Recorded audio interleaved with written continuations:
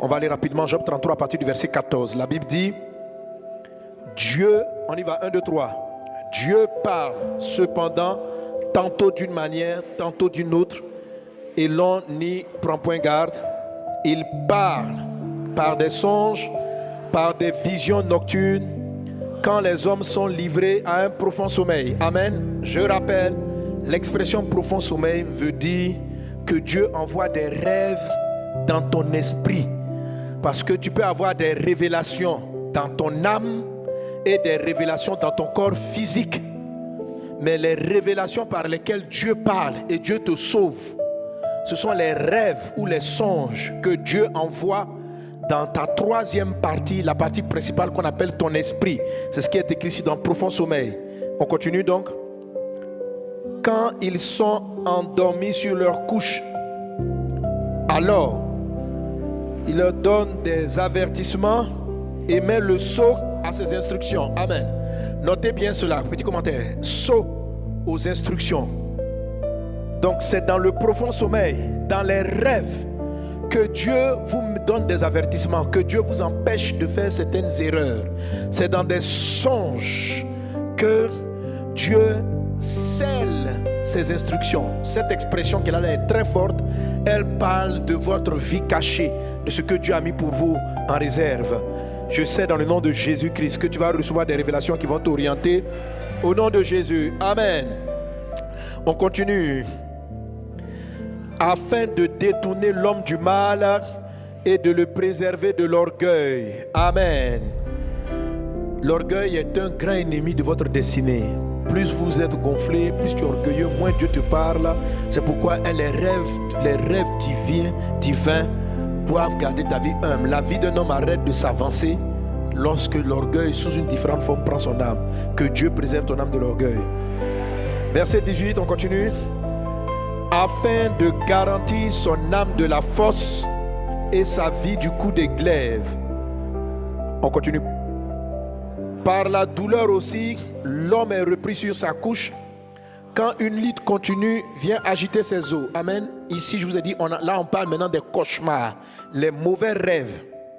Donc par la douleur aussi, l'homme est repris sur sa couche. C'est ce que le psaume 81 présente comme étant les terreurs, ce qui nous traumatise dans la nuit. Ce qui nous traumatise dans la nuit. Et la Bible dit que les cauchemars, certes, ils ne viennent pas de Dieu, mais souvent à l'intérieur, si nous savons gérer les cauchemars, là écoutez les enseignements que j'ai donnés en semaine et le samedi, ok? Si vous savez, vous allez transpercer les cauchemars. Parce qu'un rêve finit par arriver. Un cauchemar aussi peut finir par arriver à moins que vous le contre-attaquez. Ok? Que Dieu te fasse sortir de toutes les choses qui te hantent, de toutes les douleurs de la nuit, de tous les cauchemars au nom de Jésus.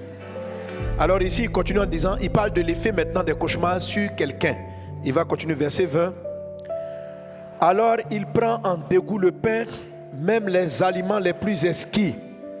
Sa chair se consume et disparaît. Ses os qu'on ne voyait pas sont mis à nu. Son âme s'approche de la fosse, sa vie des messagers de la mort. Mais s'il se trouve pour lui un ange intercesseur, un d'entre les 1000, qui annonce à l'homme la voie qu'il doit suivre, Dieu a compassion de lui et dit à l'ange, délivre-le afin qu'il ne descende pas dans la fosse. Amen. Parenthèse ici, je vous avais dit que quelqu'un qui est tombé dans la fosse, qui est emprisonné dans le cauchemar de la pauvreté, de la maladie, de la stérilité, du célibat, peu importe, la délivrance vient de quoi? De ce qu'il y a eu une intercession. Le mot ange ici, dans d'autres versions de la voix, c'est le mot qu'il se trouve pour lui un messager. Donc ça peut être un homme, amen, qui prend en charge l'intercession. Tout le monde a besoin d'intercession. Ok? Si tu trouves que tu n'as pas d'intercession, commence à intercéder pour les autres. Plus tu vas intercéder pour les autres, plus on intercédera pour toi. Amen. La Bible de prier les uns pour les autres. Donc s'il se trouve un intercesseur, à un moment donné, Dieu va lui montrer la voie qu'il doit suivre. Aujourd'hui, mon message va introduire sur la voie que tu dois suivre. Amen. Donc, dès que, la Bible dit, dès que l'ange, la fin du verset 23, qui annonce à l'homme la voie qu'il doit suivre, quand la voie que tu dois suivre vient, Verset 24. On continue. Dieu a compassion de lui et il dit à l'ange, délivre-le afin qu'il ne descende pas dans la fosse. Donc dès que tu trouves ta voie, dès que Dieu te révèle ta voie, on te sort de tous les problèmes. Amen. Pourquoi il dit, continue, il dit, j'ai trouvé une rançon. Et le verset 25, je suis en train de le prophétiser sur vous maintenant. Ça veut dire, le verset 25 parle du rajeunissement, parle du rattrapage des années perdues. Amen. Aujourd'hui, tu as tout attendu le mariage, mais tu te trouves à près de 45 ans, 50 ans, sans être marié. Tu te dis, mais pourrais-je avoir un enfant, pourrais-je attraper? Je déclare que ta jeunesse va être rétablie, restaurée. Et si tu veux tomber enceinte, Dieu va te donner encore un bébé. La faveur de Dieu va vers toi. Je libère ça pour la guérison de plusieurs.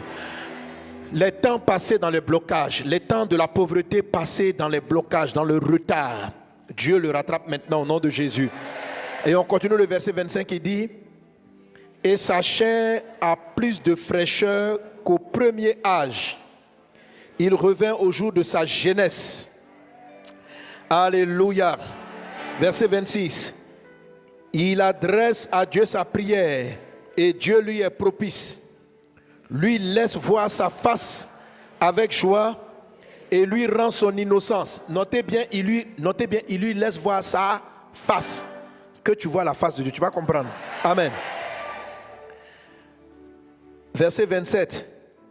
Il chante devant les hommes et dit, j'ai péché, j'ai violé la justice, je n'ai pas été puni comme je le méritais. Dieu a délivré mon âme pour qu'elle n'entre pas dans la fosse et ma vie s'épanouit à la lumière. Alléluia. Ta vie s'épanouit à la lumière. Amen. Voilà tout ce que Dieu fait 2 fois, 3 fois avec l'homme. Amen. Alors je veux que vous compreniez que ce qu'il explique ici, ça n'arrive pas une fois dans votre vie, ça peut arriver plusieurs fois. Donc, quelle que soit la forme de la force qu'elle a prise, si c'est une force financière, c'est-à-dire que tu as un trou financier, Dieu utilise le même procédé. Rêve, qu'est-ce que tu dois faire, où tu t'en vas, et puis il a compassion et te fait sortir de la force financière. Force maladie, force de la... En tout cas, quelle que soit la forme de la force, la voie que tu dois suivre, Dieu a compassion, il prend cela en rançon et puis il te dirige. Et les années que tu as perdues dans la fosse, il rattrape, il te rajeunit. Amen. Qu'il en soit ainsi dans ta vie au nom de Jésus. Et il le fait 2 fois ou 3 fois ou plusieurs fois avec l'homme. Verset 30. Pour ramener son âme de la fosse, pour l'éclairer de la lumière des vivants. Amen. On peut acclamer le Seigneur. Alléluia. Il ne faut pas être fatigué d'être debout. Je te fatigue un peu aujourd'hui. Parce qu'on s'en va lire maintenant Matthieu 16. Le message a commencé en lecture. Amen. Matthieu 16, à partir du verset 13. On lit encore ensemble. 1, 2, 3. Matthieu 16, 13. 1, 2, 3. Jésus étant arrivé dans le territoire de Césarée de Philippe, demanda à ses disciples, qui dit-on que je suis, moi le Fils de l'homme? Il répondit, les uns disent que tu es Jean-Baptiste, les autres Élie, les autres Jérémie ou l'un des prophètes. Verset 15. Et vous, leur dit-il, qui dites-vous que je suis? 16. Simon-Pierre répondit, tu es le Christ, le Fils du Dieu vivant. On reprend. Tu es le Christ, le Fils du Dieu vivant. Une deuxième fois. Tu es le Christ, le Fils du Dieu vivant. Une troisième fois. Tu es le Christ, le Fils du Dieu vivant. Amen. Verset 17. Jésus, reprenant la parole, lui dit, tu es heureux, Simon, fils de Jonas, car ce ne sont pas la chair et le sang qui t'ont révélé cela, mais c'est mon Père qui est dans les cieux. Verset 18. Et moi, je te dis que tu es Pierre. Alléluia. Je veux que vous remarquiez que la première fois, il dit, tu es heureux, Simon. Il va lui donner son nom d'enfance. Amen. Parce que Jésus a changé le nom de Pierre. Et son nom était Simon. Il dit, maintenant, on va t'appeler Pierre. Et maintenant, il va lui dire, tu es heureux, Simon, fils de Jonas. Alléluia. Et quand on continue, verset 18, et moi je dis que tu es pierre, et que sur cette pierre, je bâtirai mon église, et que les portes du séjour des morts ne prévaudront point contre elle. Verset 19, et je te donnerai les clés du royaume des cieux, et ce que tu liras sur la terre sera lié dans les cieux, et ce que tu délieras sur la terre sera délié dans les cieux. Amen. On peut acclamer la parole du Seigneur. Père céleste, Dieu des cieux, Dieu vivant, nous voilà célébrant ta parole. Enseigne-nous tes voies, je te supplie. Glorifie ton nom dans nos vies, au nom de Jésus. Amen.